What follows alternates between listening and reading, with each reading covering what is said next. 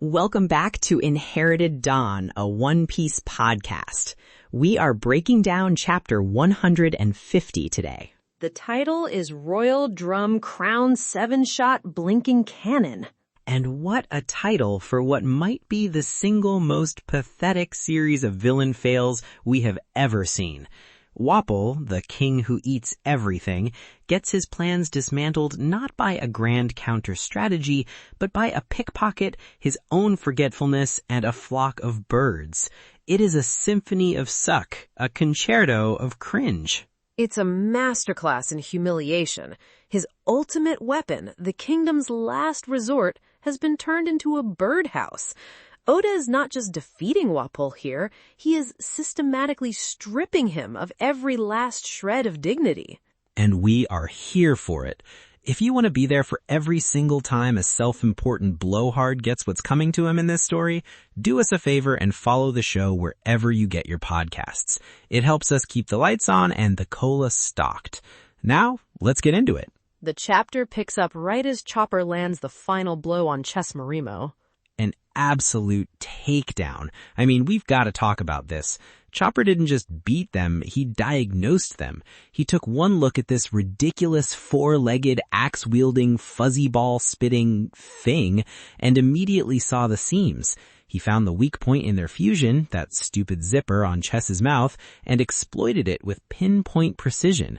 That's a doctor's brain at work. It's not just a punch, it's a surgical strike. It's a profound character moment for him. Throughout his backstory, he's been terrified of his own power, convinced that his transformations make him a monster. He believes there's a hard line between Chopper the Doctor and Chopper the Monster, but this fight is the first time we see him truly synthesize the two. Oh, that's a super way of putting it. He's using his monster strength, his horn point, but he's guiding it with his doctor's intellect. He's not just raging, he's looking for the ailment, the structural flaw, and applying a precise cure. In this case, the cure was a hoof to the face. He's not brawling, he's analyzing. He used his medical knowledge, the understanding of anatomy and weak points, and combined it with the power of the rumble ball to create a specific strategy for a specific opponent. It's a very different kind of fighting style than what we've seen with Luffy's overwhelming instinct or Zoro's refined sword discipline. That's what makes him such a perfect fit. He's a straw hat through and through. He thinks outside the box, he fights for his friends, and he's got a specialized skill that no one else has. Every single one of them has their own unique flavor of fighting. Luffy is the brawler, Zoro is the swordsman, Sanji is the strategic kicker, Usopp is the sniper, and Chopper's the battle medic. He'll break your bones and then set them correctly afterwards. His victory here is also a direct refutation of what Wapol and his cronies stand for. Chess and Marimo had to literally stitch themselves together to become a threat.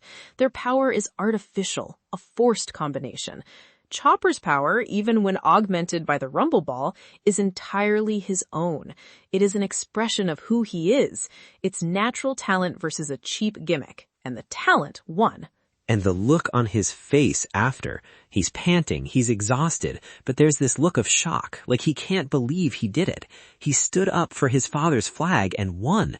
That's a core memory right there. But while everyone is focused on Chopper's victory, Wapol slips away. Luffy is completely locked onto the fight, mesmerized by his potential new crewmate's strength, and Wapol just vanishes back into the castle. Classic Luffy tunnel vision. It's his greatest strength and his most hilarious weakness. The immediate threat was dealt with, so in his mind, things are fine. He hasn't yet grasped that Wapol himself is the core of the problem, not just his goons. He saw Chopper handle the flunkies and was like, cool, he's strong. The bigger picture can wait. He sees the world in a very straightforward way. Bad guy in front of me, punch bad guy. He doesn't always account for subterfuge or strategic retreats. We saw it in Syrup Village, where he was so focused on Kudo, he didn't even realize the Black Cat pirates were about to slaughter the village from the other slope. He needs his crew to cover those blind spots. Exactly. He's the battering ram. He points himself at the biggest wall and smashes it. He relies on Nami or Sanji to make sure no one is sneaking in the side door while he's doing it. Here, with Sanji down and Nami sick, that tactical coverage is missing, and Wapol takes immediate advantage of it. It's also a testament to Wapol's cowardice. He saw his two strongest subordinates, fused into one, get dismantled by a monster reindeer. His first and only instinct wasn't to fight, but to run and find a new, bigger weapon. He never confronts a problem head-on if he can help it. So Wapol gets back inside, and who does he run into but Nami? Who is, in her own way, having her own battle. She's trying to escape what she sees as imprisonment by Doctorine. Kureda's bedside manner is, aggressive. She's sick, but she's still Nami. She's not going to just lie down and take it. She's got escape on the mind. The woman was at death's door a day ago, and her first thought upon waking up in a safe, warm bed is, all right, how do I get out of here, and is there anything worth stealing on the way out? You have to respect the hustle. But then she bumps right into the main villain of the arc. And Wapol, for all his flaws, isn't stupid. He recognizes her instantly. He knows she's with Luffy. In that moment, she becomes a pawn to him, a hostage, a target of opportunity. That's the moment the stakes ramp right back up. Just when you think the fight is over and we're moving on to the final boss battle, Oda throws a curveball. It's not just about a flag anymore. Wapol immediately goes on the attack, turning his mouth into a cannon, and suddenly Nami's in real immediate danger. She's in her pajamas, she's still weak from a fever, and this monster is about to eat her. But of course, just as he's about to land a blow, Luffy's there. He just appears. No grand entrance, no warning, no shouting his name. One panel Wapol is attacking, the next panel Luffy's foot is blocking his mouth. He's just suddenly between Wapol and Nami. That's our captain. His senses for when his crew is in trouble are just on another level. it's instinct. He doesn't need to be told. He just feels it. He saw Wapol was gone, his eyes probably scanned the area, he knew Nami was inside, and his brain, in its own wonderfully simple way, put the two pieces together. Threat plus nakama equals intervene. The equation is instantaneous. You gotta think about the physics of it too. Luffy was outside at the base of that spire. To get inside and position himself perfectly between Wapol and Nami in a split second, that's some serious speed. He didn't even stretch. It was pure explosive movement. He takes the safety of his crew that seriously. This is a moment that defines his captaincy. It's not about giving orders or charting a course. It's about this primal, unwavering protectiveness. Wapol, who abandoned his entire country to save his own skin, cannot possibly comprehend this level of loyalty. He sees Nami as a liability. Luffy sees her as a reason to fight. That's the difference between a king and a captain. And now Wapol is cornered, truly cornered, with his back to the wall and a very angry Rubberman in front of him. So he runs for his first trump card, the armory. His plan is genuinely terrifying if you think about it. He intends to use his Baku Baku Nomi, the Munch Munch fruit, to eat the entire royal armory. And become a living weapon, a fortress of a man. We saw what he did with just a single cannon he ate earlier. He turned his own mouth into artillery. Now imagine him absorbing swords, shields, rifles, spears, cannons, everything. That's a horrifying opponent, a walking, talking, metal-plated death machine. He calls it the Baku Baku Factory, the ultimate expression of his power. This is such a key insight into his character. He's not a creator, he's a consumer. He just absorbs the work of others, the craftsmanship of the kingdom's blacksmiths, and makes it part of his own gluttony. He turns their art into ammunition. It's the ultimate lazy guy power-up. Why learn to fight when you can just eat a bunch of swords and become a human blender? It's so perfectly Wapol. He wants the power without any of the effort, discipline, or skill. And, you know, if he had pulled it off, he would have been a real problem, a serious grade A threat. Luffy's punches would just bounce off a body made of shields and cannons.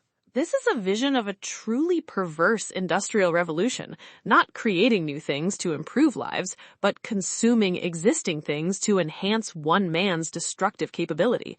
It's the philosophy of a tyrant made manifest through a devil fruit. So he gets to the door, this huge, ornate door to the armory. He's gloating, he's got this evil grin on his face, he's ready to unleash this ultimate form, and he fumbles for the key. He can't find it. The slow-motion panic that dawns on his face as he pats his pockets is just chef's kiss. It's beautiful.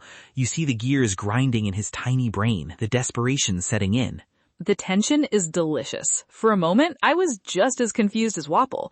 Did he drop it? Did he leave it somewhere? You're waiting for the other shoe to drop. And then the reveal. Nami, weak and recovering from her fever, propped up against a wall, just dangles the key in front of him with this little smirk on her face. She stole it from a king. When they bumped into each other as he was bearing down on her and Luffy was rushing in to save her, she had the presence of mind and the dexterity to lift the key to the entire kingdom's armory. That is peak Nami. That's not just peak Nami, that's summit Nami, that's stratosphere Nami. She is in a league of her own. She was seconds from being eaten, still running a fever, and her kleptomaniac instincts just took over. It's muscle memory for her at this point. In mortal danger, better check his pockets, might be something shiny.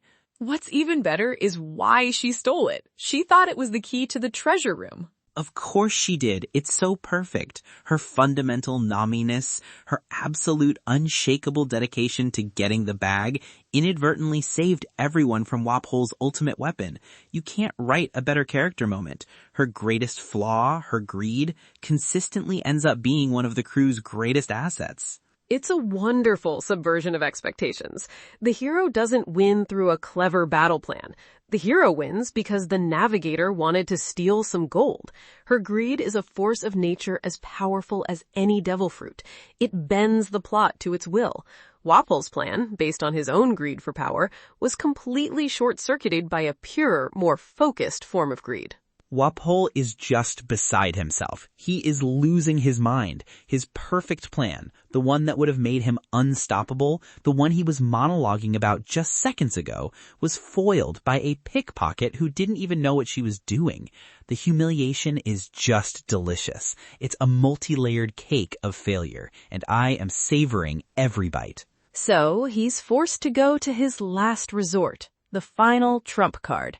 The plan is in tatters, he's been utterly outsmarted, but he still has one more trick up his sleeve. And you know it's going to be good because of the name alone. The Royal Drum Crown 7-shot Bliking cannon. Say that 5 times fast. Oda was having a blast naming that thing. It's got every buzzword for cool weapon a 10-year-old could think of. It's so ostentatious. It's a name designed to inspire fear through sheer verbosity. It sounds like a child's idea of an ultimate weapon, which, given Wapol's personality, is perfectly fitting. He's not a warrior king like Cobra or Riku. He's a spoiled brat playing with military hardware. He scrambles all the way to the top of the highest spire, the very peak of the castle, ranting and raving the whole way. He's screaming about how this will be the end. He's going to blow Luffy and the entire mountaintop away. He's betting everything on this one last piece of technology. The buildup is there. Oda draws it out. We see Wapol climbing, we see his desperate, furious expression. For a second, you almost think, okay, maybe this is the real threat. Maybe this is where he finally shows some power. He failed with his goons. He failed with his devil fruit factory plan. But maybe this cannon is the real deal. He gets to the cannon. It looks imposing. It's huge, pointing out over the edge of the world. He opens the firing chamber, the breech, ready to load it up and unleash hell. And it's a bird's nest. A bird's nest with some little baby birds in it. A cozy little home for Chopper's bird friends. The poetic justice is it's perfect. It's so much better than if Luffy had just broken it. It's more than just a gag, though. This is deeply symbolic. Think about what it means. The castle is no longer his. Nature has reclaimed it. Life, in its most fragile and innocent form, has found a way to nullify his instrument of war. His weapon of death has been turned into a cradle for new life. That's exactly it. The island itself has rejected him. The wildlife doesn't see his weapon as a threat, they see it as a home. It's the ultimate symbolic defeat before the final punch is even thrown. This isn't Luffy's victory or Nami's victory, this is the island's victory. This is Hiruluke's victory. He abandoned his country, so his country abandoned him. Every part of it, right down to the birds. They don't recognize his authority. They owe their allegiance to Chopper and Kureha now, the people who actually care for the island and its inhabitants.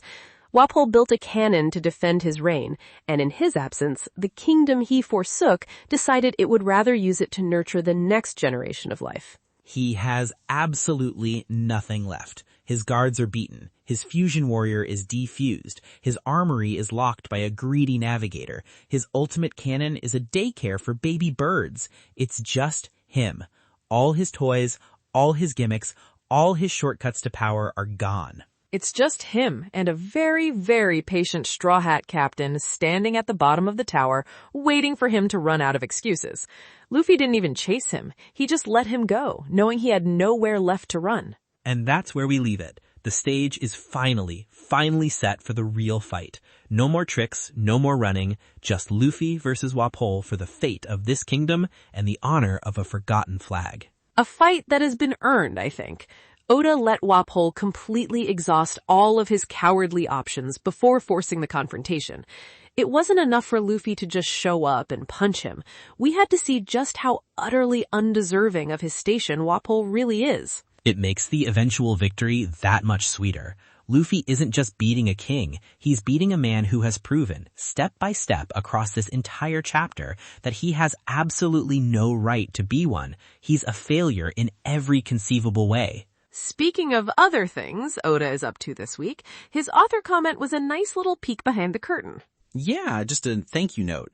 He says he felt nostalgic when he got a postcard from the crew of a ship he sailed on. He even names them, Fusan of the Kaisei. It's just a reminder that he pulls from his own real-life experiences and adventures. He's not just locked in a room drawing all day. He's out there, seeing the world. And that passion for exploration and camaraderie feeds directly back into the story. It makes you wonder what parts of his own voyages have subtly influenced the Straw Hat's journey. It's what makes it feel so real. The man loves the sea, he loves the bonds formed on a ship, and you feel that love in every chapter.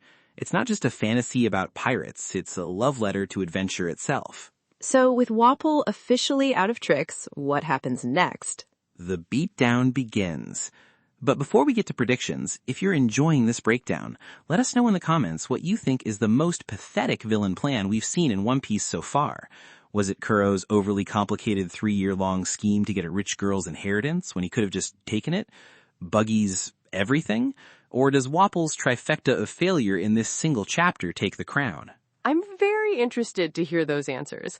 My first prediction for 151 is that we will get a direct flashback to Hiriluk's death. Ooh, the full scene? Not just the snippets we've had, but the whole thing? Yes, I believe as Luffy is fighting for the flag, his words about what a pirate's flag means, how it's a symbol of a man's conviction, worth dying for, will trigger Chopper's memory. We will see Hiriluk's final speech, the poison soup, his defiant declaration that a man only dies when he is forgotten, and the explosion. It will provide the emotional climax right as Luffy provides the physical one, linking Hiriluk's will directly to Luffy's actions. I can see that. That would hit hard. Okay, my first prediction is that Luffy's final attack on Wapol will directly involve the castle itself. He's not just going to gum pistol him off the mountain. That's too simple. He's going to use the structure of the castle, Wapol's own symbol of power, to defeat him. Maybe he stretches his arms around a turret, pulls back and launches it like a slingshot, using the castle as the weapon. Something that physically shows him destroying Wapol's legacy. Using the king's home as the weapon against him. A fitting end. I like that. For my second prediction, Dr. Correa will play a role, but not by interfering. I think we'll see her watching the fight from a window, glass of plum wine in hand, judging Luffy's character. She's been testing him, testing the crew, this entire time. His victory over Wapol, and more importantly, the way he wins, fighting for someone else's dream, will be the final test she needs to see before she's willing to let her son, Chopper, go with him. Yeah, she's not just going to let him go with any random pirate. Luffy has to prove he's worthy of carrying on Hiriluk's will and protecting Chopper. He has to prove he's the kind of man Hiriluk was searching for, the one who could cure a country's heart. That makes perfect sense. My last prediction is that Chopper is going to have his own moment during the fight. He won't intervene physically, this is Luffy's battle, but I think Wapol, in a last-ditch effort to get under his skin, will say something that dismisses Hiriluk, calling him a quack or a failure whose Sakura dream was a joke, and Chopper will be the one to shout back, to defend his father's honor with his own voice, finally standing up to the man who drove his father to his death. A final act of defiance before he leaves the island, finding his voice before he sets out to see the world. That's powerful. The physical victory belongs to the captain, but the moral victory belongs to the one whose home was stolen. It would be the perfect cap on his backstory. The fight is Luffy's, but the moral victory has to be Chopper's. He needs to close that chapter of his life himself before he can start a new one with the Straw Hats. It's going to be super. Well, that's all the time we have for this chapter. Join us next time as we see Wapol finally get what's coming to him. Until then, keep sailing.